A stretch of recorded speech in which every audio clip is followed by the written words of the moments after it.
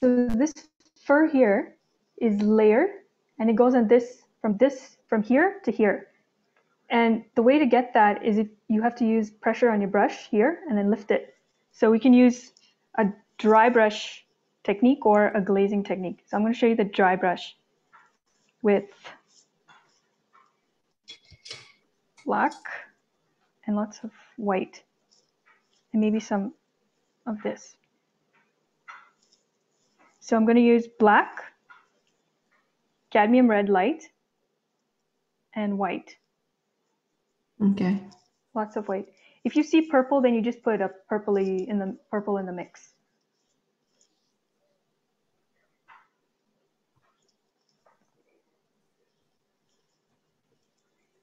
So what I do is I wipe off the excess, and I start from here, and then I just lift off. Oh. So it's lighter, it just like feathers it over here. Mm. So it's white? Yep. So it's black, black, red, and lots of white. We keep using the same colors except the yellow, right? Yeah. If the fur is looking yellow to you, then you can always put yellow in it. I find that sometimes I have to rotate the canvas just so I can get that.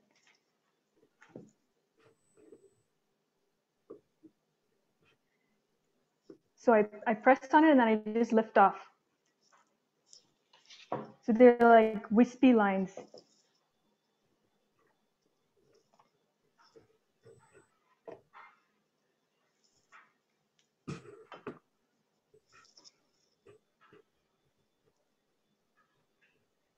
And then with whatever else I have, I just kind of feather it. So when you look at it, it just kind of looks soft. Not really in focus.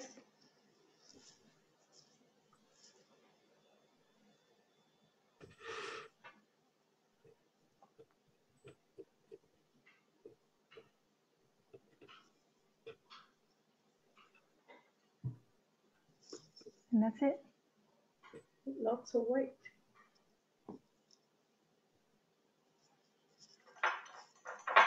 This is a dry brush technique. Yeah, a dry brush. Okay. So you mix the color, you wipe it off. Yes. You'll still have it on there, but most of it is wiped off. And you start from here and you feather it out. Do you do it the other way too? On the other side of the ear? Yeah, yeah, here and then. No, I'm talking about the same ear. What about the other edge of the ear? Here? Oh, yeah. Oh. You can if you want. Just lighter.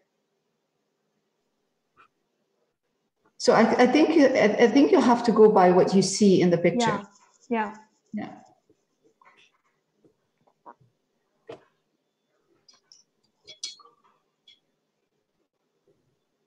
So anytime you want to get that soft feathered look, dry brush. Okay. Dry brush.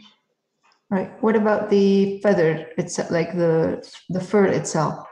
So the fur itself, I find that if I go into detail here, it's more like hyperrealism. Right. So I just highlight it, whatever I see. So in here, and I do a wet and wet.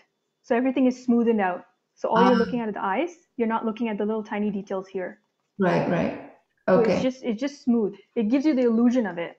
Right, right. So in your, even in the one you sent us, this one, this. So it's not like, yeah. Yeah. Okay. It's not tiny details. The other way to get the illusion of it is the dry brush. Okay. You can do this with a dry brush too. So if you were to take yellow, touch of black, so you have more yellow, less black, and lots of white, you're going to get that warm yellow right here.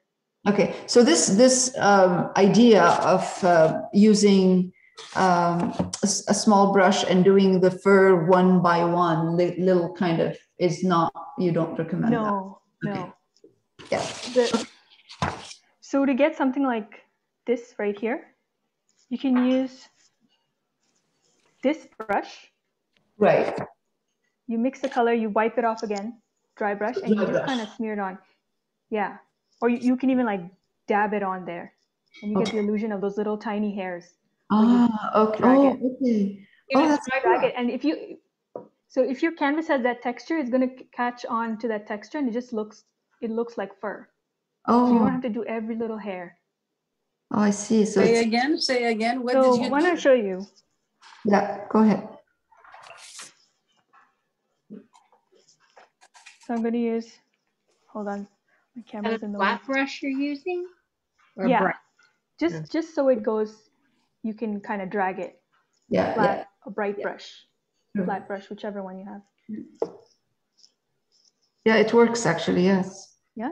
Yeah, it works. So whatever color you're seeing, that's the color you mix up. Right. So you don't have any water at all on your brush right now? I mean, my brush was wet. Okay. My brush was wet, so I will have to wipe it off. So I'm seeing a sort of greenish tinge there. So I just, okay, I need this.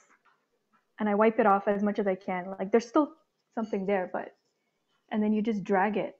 Yes. Yes. Okay. So what you're seeing is just tiny little texture. You can still see the color underneath. Yeah, yeah. Mm.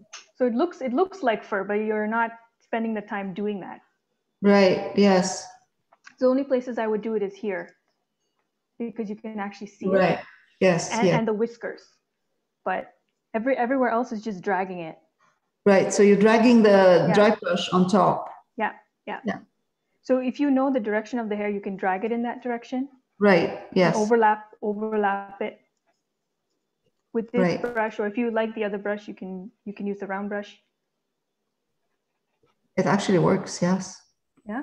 Yeah. So because when you're looking at a cat too, you're not looking at the tiny fur. You're looking at the eyes, and everything else is blurred in your vision.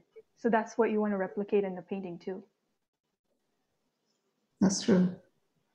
What color is the background, Christine? The background. You want to do background? No. What color you're going to put? Cerulean blue. Yes. And white. And okay. white. If you wanted to make it muted, you add black. Anytime you want to mute a bright color, you add little black. Cerulean blue and white, you said? Yes. Okay. Thanks. Yeah, it actually works. That's amazing that you're dragging it. So the more textured your canvas is, you're going to see it. And Maria, if you're using paper, you're going to see it even more. Yeah. The texture. Yes. So it's actually less work. Illusion. I'm looking forward to doing that. I like my afternoons, and I just kind of escape. Yeah. And if you do details small, what you said is going to look hyper-realistic? Yeah, hyper-realistic. Hyper-realistic. Too much. Too much. Okay. Too much. See, this way you can even layer dry brush. If you do it, it's not wrong. No. Okay. It's your style. I mean, if you can sit there and paint every little fur, then paint it. Okay. Yeah. Very nice. Yeah. The only thing I ever focus on or spend the most time is just the eyes. Yes. Yeah. Always in focus. Yes. The features are usually the most important, and then the rest is just secondary. Yeah. That looks amazing. That looks really nice.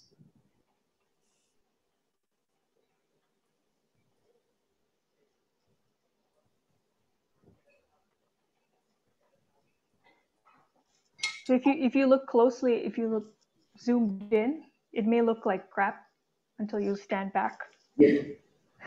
Yes. Stand far away. Yeah. Yeah, we've learned over time that the further away you are, the better it looks. Yep. Everything.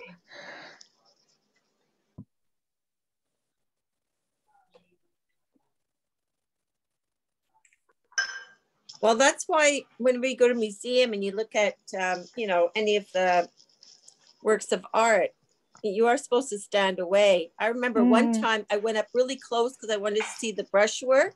Yeah. And the attendant of that particular room said, lady, you got to step back 2 feet. Because I wanted to see what are the brush strokes there. Like it was just fascinating, you know? Yeah. I do that all the time. They come after you, you're right. Yeah, you can't breathe on it, you know? I think that's it. They don't want you breathing on the painting. Because when you look at it, when you get close and you look at it and say, oh my God, that's how cool it is. I know. I'm so fascinated by just, you know, how did they get there? You know, what did they do? And when you stand back and it's like, oh my gosh, like it's just, you know, so amazing, which is, I mean, art is meant to be admired from afar, you know? Yeah. But we want to know how they did it. I know. Yeah. Yes. Been so long since we've been in any kind of a gallery. Has anybody gone through the Van Gogh exhibit? No. Oh, I did. I did. In summer. The virtual where it's you're sitting and it's video all the way around you. Yes. Yes. Oh, that's beautiful. That's cool. I want to go, but every time I think of